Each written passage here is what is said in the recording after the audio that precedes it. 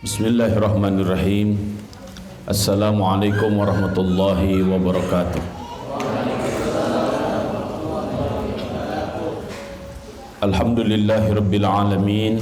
Assalatu wassalamu ala ashrafil anbiya'i wal mursalin wa ala alihi wa ashabihi ajma'in. Ashhadu an la ilaha illallah wa ashhadu anna Muhammadan abduhu wa rasuluh alladzi la nabiyya wa la rasula ba'dah. Faqala Allah Ta'ala, a'udzu billahi minasy syaithanir rajim. Wa ma kana al-mu'minun liyanfiru kaffah falawla nafara min kulli firqatin minhum ta'ifatun liyatafaqahu fid din wa liyunziru qaumahum idza raja'u ilaihim la'allahum yahdharun. Shadaqallahul azim. Ikhwani al-ahibba, saudara-saudaraku yang saya cintai karena Allah Subhanahu wa taala. Ustaz Saifullah, Bu Anis, Ustaz Saiful, seluruh para kepala sekolah, seluruh manajemen unit dan seluruh para guru yang berada di bawah naungan Yayasan Bunyan Auladiyah Cemerlang.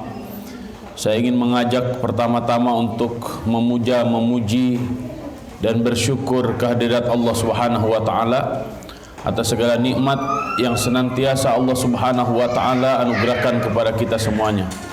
Alhamdulillah wa syukrulillah. Alhamdulillah bi ni'matihi tatimmus shalihat. Alhamdulillah ala kulli hal. Salawat dan salam semoga senantiasa tercurah kepada Rasulullah sallallahu alaihi wasallam dan seluruh pengikutnya hingga akhir zaman. Semoga Allah Subhanahu wa taala menjadikan kita semuanya pengikut setia Nabi Muhammad sallallahu alaihi wasallam sepanjang hayat kita. Semoga akhir hayat kita dalam kondisi husnul khatimah. Semoga Allah Subhanahu wa taala akan mempertemukan kita semuanya dengan Rasulullah sallallahu alaihi wasallam, mendapatkan syafaatul uzma darinya, dan Allah Subhanahu wa taala perkenankan kita semua memasuki surga Firdausil A'la bersama-sama tanpa hisab. Allahumma amin. Ikhwani azakumullah, ada dua berita bahagia yang saya dapatkan. Yang pertama, teman-teman di Bunyan ini terus bergantian menunaikan ibadah umroh ya. Tadi saya lihat di status WhatsApp-nya Ustadz Jajang dan Bu Lela ya. Alhamdulillah sudah sampai Mekah. Nanti Bu Lela ke Madinah, nanti Ustadz Saiful datang ke Makkah, terus bergantian begitu ya. Nanti mudah-mudahan satu persatu terus datang ke Baitullah untuk memenuhi panggilan Allah Subhanahu wa taala, dan munajat demi munajat terus dilakukan sehingga kekuatan gerakan kita bukan hanya sebatas kekuatan lahiriah dan jasadiyah, akan tetapi ada kekuatan batiniyah yang terus kita kokohkan. Karena sehebat apapun kekuatan jasadiyah, jika tidak ditopang dengan kekuatan ruhiyah, maka istilah orang-orang barat ya akan rungkad. Akan rungkad. Ikhwa fillah rahimakumullah. Kita juga doakan mudah-mudahan Ustaz Saifullah dan Bu Anis sehat walafiat, dilancarkan ibadah umrohnya, dan banyak hal-hal kemaslahatan yang akan dihasilkan dari perjalanan ibadah beliau. Karena perjalanannya bukan hanya ke Makkah dan Madinah, akan tetapi perjalanannya akan ke Mesir 3 hari untuk membeli apartemen ya. Insyaallah. Untuk membeli apartemen, kita akan jadikan markas Bunyan di sana insyaallah. Ya, harapan kan boleh Ustaz Saiful ya. Dan mudah-mudahan perjalanannya dilancarkan, beliau mabrur ya. Ibadahnya maksimal. Kemudian yang ketiga, sebagaimana janji saya ke tim PPDB ya sebelum saya mengisi kajian, banyak orang yang penasaran nanti yang Bunyan full day-nya di mana. Ya, ini saya akan jawab terlebih dahulu agar nanti fokus ikut kajiannya, tidak banyak yang penasaran. Insya Allah bulan Desember sebagaimana yang tadi disampaikan oleh Ustaz Saiful, kita akan mengadakan peletakan batu pertama pembangunan Sekolah Bundian Indonesia di Cijengkol ya, insya Allah. Dari sini ke lokasi Sekolah Bundian Indonesia 02 ya tidak lebih dari 10 menit. Ustaz Saiful ada ya 10 menit? Ya, kurang dikit 10 menit kurang dikit katanya. Ya, jadi insya Allah akan dibangun di situ. Lokasinya di mana, tempatnya di mana? Ya di antara tanda-tandanya di mana ada balai bintang masuk dikit. Insya Allah nanti kita akan peletakan batu pertama di sana. Ya sebelum itu biarkan Ustaz Saiful dulu munajat dulu di Haramain. Mudah-mudahan itu menjadi asbab keberkahan demi keberkahan bagi gerakan kita semuanya. Jadi sekarang teman-teman panitia PPDB fokus saja ke menerima santri baru ya. Nanti tempatnya di mana segala macam udah Bu, nggak usah banyak nanya, pokoknya masuk aja gitu. Sehingga tidak ada nuansa galau-galau di status WhatsApp, anak saya mau ke sini atau ke sono gitu. Kalau mau gabung dengan Bundian, gabung saja. Nah, ikhwah fillah rahimakumullah, hari demi hari yang saya alami sekarang, semakin banyak orang yang ingin bergabung dengan Bundian, bahkan banyak juga orang yang ingin investasi ke Bundian. Tapi kita secara kelembagaan tidak ingin merubah orientasi. Orientasi kita di yayasan adalah setiap amaliyah pembangunan pondok pesantren atau sekolah kita menginginkannya wakaf, bukan sifatnya investasi yang mengejar profit ya. Tapi kita ingin mengawali itu semuanya dengan gerakan wakaf produktif yang orientasinya kita mengejar benefit. Kalau profit itu yang dikejar hanya keuntungan yang sifatnya material. Tapi kalau benefit yang kita maksud adalah keuntungannya adalah kita ikut berkontribusi membangun peradaban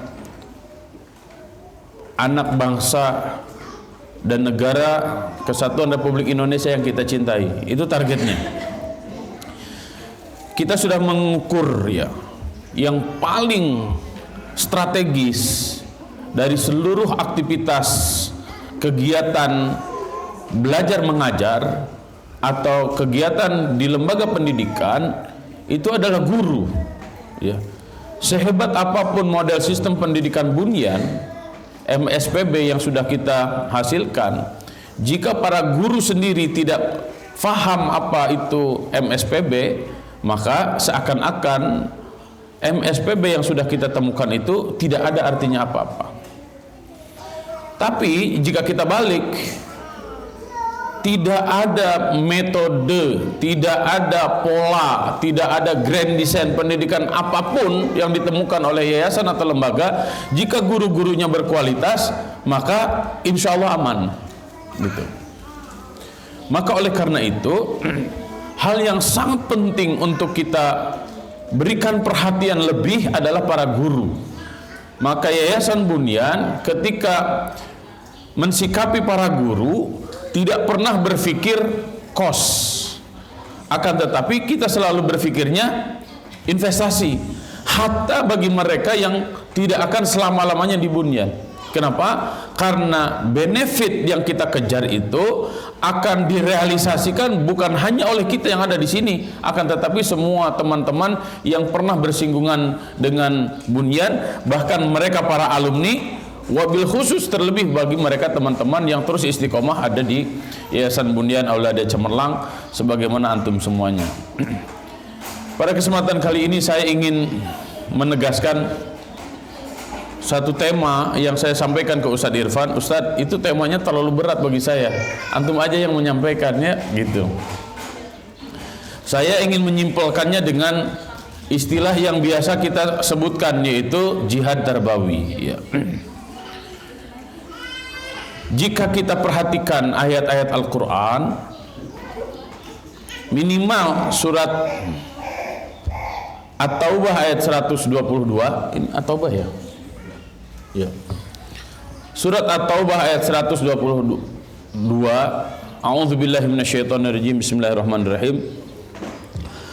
Wa ma kanal mu'minun liyanfiru kaffah falaula nafara min kulli firqatin minhum ta'ifatun liyatafaqahu fid din wal yunziru qaumahum idza raja'u ilaihim la'allahum yahzarun.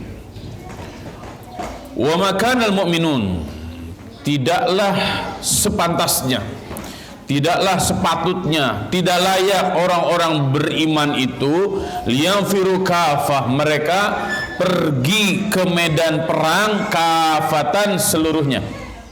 Ya. Falaula nafara min kulli firqatin minhum, hendaklah ada nafar. Nafar itu orang-orang atau sekelompok orang, ya. Min kulli firqatin minhum, dari setiap firqah-firqah, setiap pasukan-pasukan. Kan pasukan-pasukan itu ada apa namanya? Regu-regu, peleton-peleton, terus apa lagi tuh?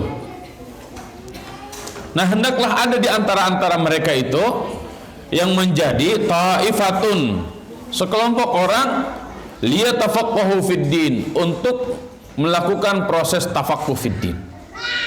Wal yunziru qaumahum idza raja'u ilaihim la'allahum yahzarun, untuk memberikan inzar. Inzar itu peringatan-peringatan kepada kaumnya ketika mereka sudah selesai melakukan proses tafaqquh fid din, ya, la'allahum yahzarun, agar mereka semuanya, kalau di tafsir terjemah Kemenag itu diartikan dengan agar mereka dapat menjaga dirinya. Tapi kalau di saya kok tanda tanya ya. Saya bingung kenapa tanda tanya ya. Seharusnya jangan tanda tanya. Waliyunziru qaumahum idza raja'u ilaihim la'allahum yahzarun, titik, ada cukup. Mau saya nggak tahu kenapa Kementerian Agama membubuhkan tanda tanya.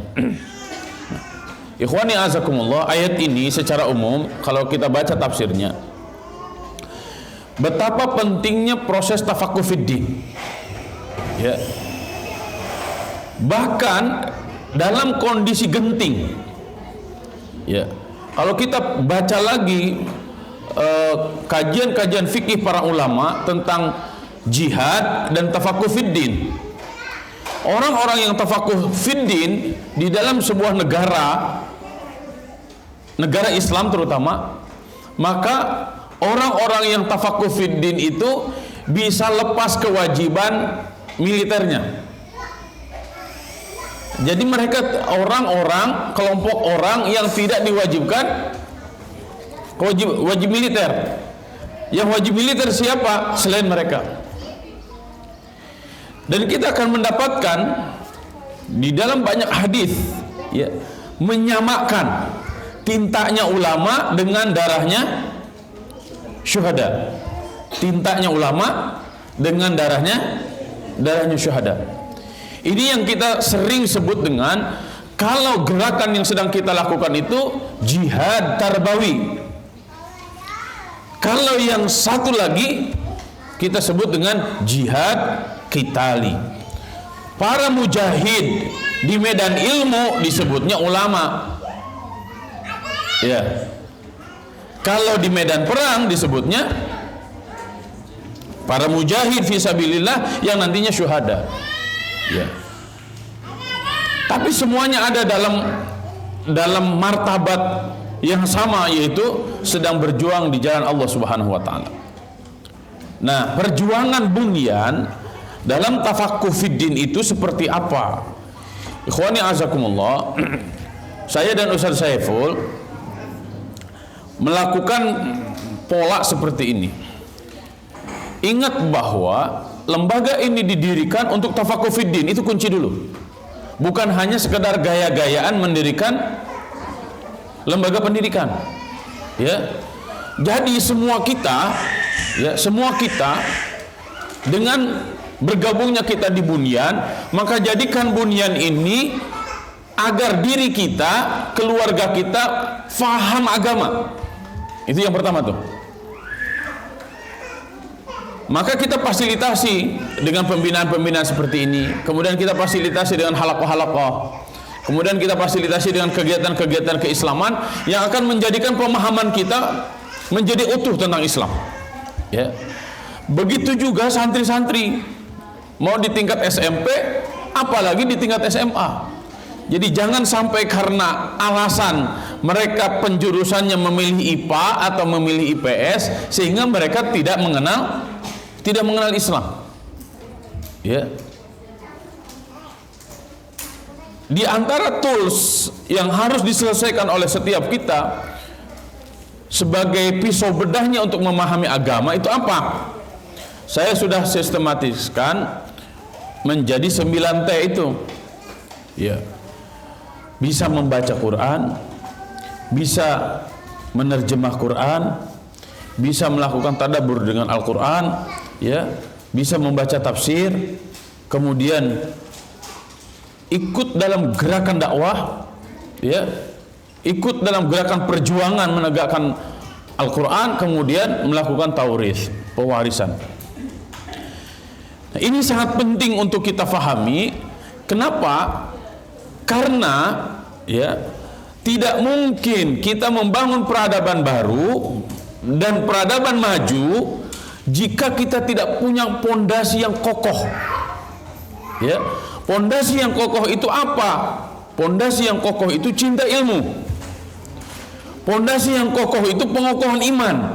Pengokohan ilmu dan pengokohan iman itu tidak bisa dipisahkan dari proyek-proyek dakwah. Ya, karena proyek dakwah itu langsung amal di lapangan. Kita lihat dalam surat Al-Fatihah ayat ke-7 itu, kita menemukan gerakan ekstrim kanan dan gerakan ekstrim kiri. Kemudian ada gerakan yang moderat. Ihdinas siratal mustaqim, siratal ladzina an'amta 'alaihim. Itu moderat. Ghairil maghdubi 'alaihim waladdallin. Siratal ladzina an'amta 'alaihim, jalan mereka orang-orang yang diberikan kenikmatan kepada mereka. Ini yang saya sebutkan gerakan moderat. Kenapa ini disebutkan moderat, pertengahan atau wasatiyah? Karena ada ekstrim kanan dan ekstrim kiri. Ekstrim kanannya siapa? Ghairil maghdubi 'alaihim, bukan orang-orang yang maghdub. Maghdub itu dimurkai. Siapa mereka? Mereka adalah orang-orang yang memiliki ilmu tapi mereka tidak mau mengamalkan ilmu. Walaupun Ibnu Abbas radhiyallahu anhu menegaskan ketika ditanya, apakah yang dimaksud dengan al-maghdub itu Yahudi? Faman, siapa lagi kalau bukan mereka? Kemudian ad-dhalin. Ad-dhalin itu orang-orang yang banyak melakukan amaliyah, ibadah dan yang lain-lain, akan tetapi tidak berlandaskan ilmu, maka mereka sesat. Apakah ini Nasrani? Faman, siapa lagi kalau bukan orang Nasrani? Kalau kita perhatikan ya, di antara hikmahnya kenapa hanya disebut dengan ad-dhalin, kenapa hanya disebut dengan al-maghdub, tidak langsung Yahudi dan Nasrani? Karena bisa jadi kita sebagai umat Islam memiliki karakter itu. Banyak ilmu tapi tidak mau beramal. Kita senang dengan amal-amaliyah tapi kita tidak punya basis keilmuan yang kuat. Ya. Maka ikhwafillah rahimakumullah, ini menjadi satu pola bagi kita semuanya. Kita agar terus tumbuh, maju, berkembang, maka ada dua hal yang harus senantiasa kita iringkan. Apa itu? Yang pertama adalah ilmu dan yang kedua adalah amal. Ya. Kalau kita masukkan ke dalam gerakan lagi yang lebih luas, apa yang harus kita seimbangkan? Yang harus kita seimbangkan adalah dua. Pertama adalah peningkatan kapasitas kita secara pribadi. Kemudian yang kedua adalah memperluas sayap-sayap dakwah. Bahasa bunyannya kita formulasikan dengan dewasa diri dan dewasa sosial.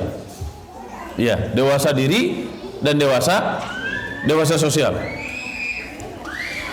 Kenapa gerakan jihad tarbawi yang dilakukan oleh kita sangat penting untuk terus kita ulang-ulang agar keberadaan kita di lembaga ini dan kebersamaan kita di lembaga ini bukan hanya sebatas SK jabatan.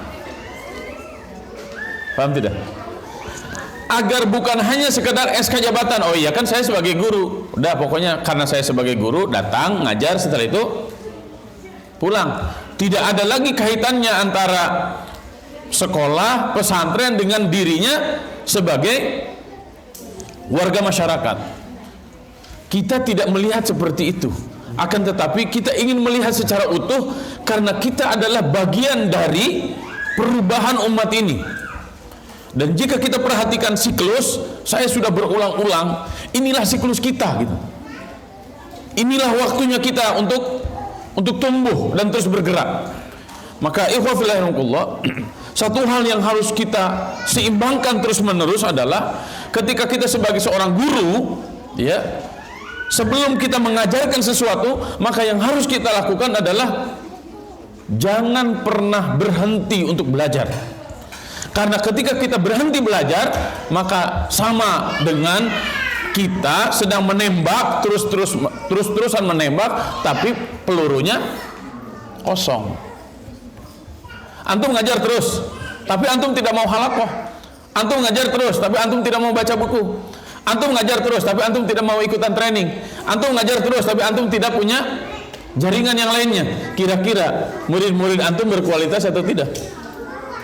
Kalau kualitas kitanya hanya 5%, maka murid kita bisa dipastikan pasti akan ada di bawah 5%.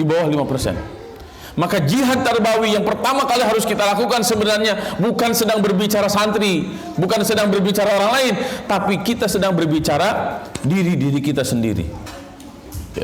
Kita tidak ingin ngumpul dari mulai Ustadz Ari bujangan sampai punya cucu ada di bunian, gitu ya. Nerjemah Quran nggak bisa, baca tafsir Ibnu Katsir nggak mampu. Artinya beliau tidak berkembang, stagnan. Halo, ini hanya contoh, mohon maaf. Saya ambil sampelnya karena antum baru nikah gitu. Insya Allah nanti Ustadz Wisnu terus teman-teman yang lain akan segera ngikutin. Ustadz Farhan, sabar dulu sebentar ya. Maka setiap kita wajib menghitung, saya itu mau jadi apa, spesialisasi saya di mana secara keilmuan ya. Saya sangat ingin di antara kita ada yang spesialis di bidang fikih, ada yang spesialis di bidang Quran, ada yang spesialis di bidang qiraat, ada yang spesialis di bidang sosial, ada yang spesialis di bidang charity, ada yang spesialis di bidang wakaf, ada yang spesialis di bidang kimia, terus semuanya, sehingga kita semuanya menjadi spesialis. Ya. Agar apa? Agar kita punya otoritas dalam keilmuan. Jadi kalau dikatakan antum ini ahli apa, jangan bingung. Saya ahli kitab Bulughul Maram. Udah hanya kitab Bulughul Maram. Kenapa? Karena dari halaman pertama sampai halaman terakhir antum hafal Bulughul Maram dan antum paham syarahnya, gitu tuh. Artinya kapasitasnya dia terus naik. Nah, kita akan terus banyak kan kita. Dan kita akan terus bertumbuh. Jika di antara kita tidak memiliki target-target spesialis pribadi, maka sejatinya kita sedang tidak bertumbuh secara kapasitas keilmuan. Ya, halo. Begitu juga di manajemen. Ya, saya sangat berharap di manajemen itu kepala sekolah, para kepala sekolah sudah membidik siapa yang akan menjadi kader-kader kepala sekolah yang akan datang. Begitu juga wakase kurikulum, wakase kesiswaan terus gitu. Agar apa? Agar semuanya bisa bertumbuh. Ya, syukur. Tinggal setengah ya. Syukur. Ini punya saya.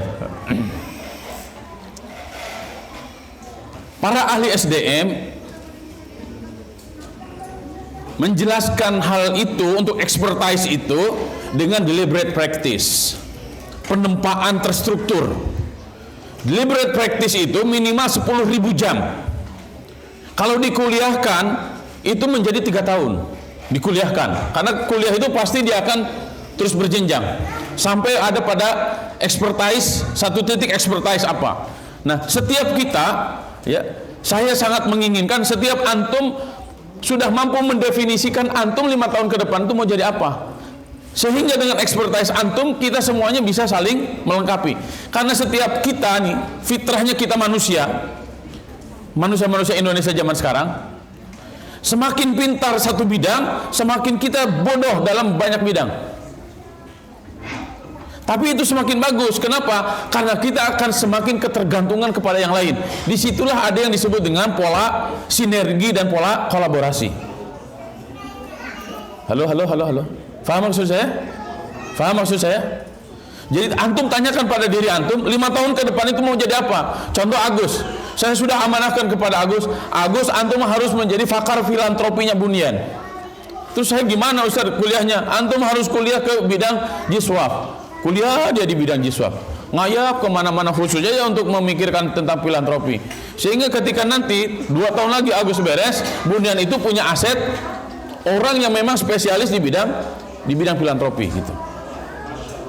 Contoh gitu ya, gitu. Mana Agus ada nggak? Oh iya, ini Agus nih. Karena kita butuh para spesialis itu. Udah pokoknya kalau Agus ngomongnya suruh filantropi, jangan suruh ngomong kurikulum gitu. Saya sudah melihat contoh sekarang Ustaz Zamzam itu fokus betul di dunia parenting, menikmati betul dia dunia parenting. Udah fokus aja antum. Pokoknya Ustaz Zamzam itu tokoh parenting Bunyan internasional gitu. Pokoknya Ustaz Zamzam keliling dunia ngomongnya parenting aja udah gitu. Pendidikan interventif aja udah begitu. Karena kita butuh orang-orang spesialis hari ini. Nah, antum mau jadi spesialis di bidang apa? Saya secara pribadi ya udah pokoknya saya mah pengennya di bidang Quran aja terus, tapi bidang tafsirnya gitu, bidang tadaburnya saya begitu aja tuh. Untuk apa? Terkadang ya transfer ilmu itu bukan langsung mengajarkan secara teoritis, tapi transfer ilmu itu dengan menunjukkan bahwa ada ilmu yang kita geluti. Sehingga santri-santri kita tuh melihat, oh iya guru saya di bidang apa? Di bidang Quran tuh yang ini gitu. Nah, proses mirroring itu akan memudahkan proses modeling. Jika kita tidak mampu menghasilkan santri-santri yang memiliki definisi secara khusus mau ahli di bidang apa, maka bisa dipastikan di lembaga itu tidak ada proses mirroring and modeling. Susah nyarinya. Kalau kita mimbar hufaz, kita Bunyan ingin melahirkan para ahli fikih, tidak ada contoh ahli fikih di Bunyan, kira-kira akan lahir tidak generasi fikih selanjutnya? Susah. Kalau di Bunyan banyak ahli-ahli qiraat contoh, mudah tidak Bunyan menghasilkan santri-santri yang ahli qiraat? Mudah. Nah, proses memudahkan itu sebenarnya bukan pada proses transfer ilmunya, karena proses transfer ilmu itu cukup dengan YouTube dan media-media yang lain, tapi yang lebih berharganya adalah karena ada sosok yang bisa dijadikan model bagi dia. Bisa dipahami Ustaz? Bisa dipahami? Begitu juga guru-guru yang sedang mengkaji ilmu-ilmu bidang-bidang sains, bidang-bidang social science atau natural science, kita akan mampu melahirkan kader-kader yang mudah untuk dipercepat ya, karena mereka akan melihat kita sebagai guru di bidang ilmu yang sangat spesifik itu. Semakin kita mengupgrade ya, maka kita akan semakin expert di bidang itu. Orang-orang yang expert ya, dia akan mampu merumuskan hal-hal yang sangat rumit menjadi simple. Ya, terkadang kita santri-santri semakin jelimet mengkaji sesuatu karena kitanya memang bukan expert, sehingga pembelajaran itu membosankan dan pembelajaran itu menjadi muak, bukan hanya lagi membosankan. Pokoknya datang gurunya, auzubillahi minasyaitonirrajim, ustaz itu lagi. Itu. Pernahkah merasa begitu? Tapi kalau kitanya expert, kemudian kita mampu mensimpulkan hal-hal yang rumit dan jelimet, santri itu nggak usah lihat kitab, dengerin ustaz yang ngomong 1 jam sudah selesai itu, yang namanya Mabahis fi Ulumil Quran Syekh Mannaul Qattan. Kenapa? Karena kita sebagai gurunya sudah sangat expert di bidang itu. Loh, antum mau expert di bidang apa? Expertise yang antum miliki itu akan menghasilkan mirroring and modeling, sehingga kita akan banyak melahirkan generasi waliyunziru qaumahum idza raja'u ilaihim. Kalau hari ini kita belum mampu melahirkan kader-kader, ya kita harus bercermin pada diri kita, jangan-jangan kita belum layak dijadikan mirroring and modeling, sehingga ketika anak-anak pulang ke kampungnya masing-masing, mereka tidak bisa melakukan waliyunziru qaumahum. Ya. Jadi ikhwani azakumullah, dan ini yang kita dapatkan ya di lapangan, karena mayoritas kita nih, mulai dari generasi saya lah, saya hidup tidak di kampung saya hidup terus dari satu pesantren ke pesantren, saya hidup dari satu kota ke kota yang lain, begitu juga antum ya. Kemudian kita ada di wilayah yang sama yang bukan wilayah asli kita. Kita semuanya mayoritas masyarakat urban, kecuali beberapa orang di sini lah. Orang-orang asli di sini siapa? Yang asli Telajung siapa? Ada di sini? Pak Ari lagi ya. Dia orang saya tuh, bukan orang Telajung. Ada nggak selain Pak Ari? Kan dari satu persatu. Iya deh. Selain Pak Ari siapa? Selain Pak Ari? Ada orang sini? Nggak ada ya? Ya, Pak Torik mana Pak Torik? Antum asli sini? Asli sini. Siapa? Oh, Bureka ya, Bureka mana? Oh, Depok tuh. Depok.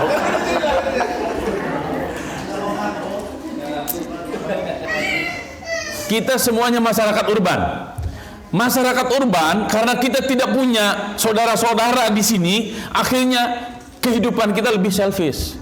Kehidupan kita hanya mencukupkan pada diri kita, dan kita merasa tidak dimonitor oleh siapapun, sehingga kehidupan kita berada di keramaian dalam kesendirian. Disitulah titik kelemahan kita yang tidak terasah kedewasaan sosialnya ya. Sehingga akhirnya begini, lahirlah angkatan-angkatan orang-orang seperti kita, ilmunya mah pinter tapi tidak pintar dalam bergaul.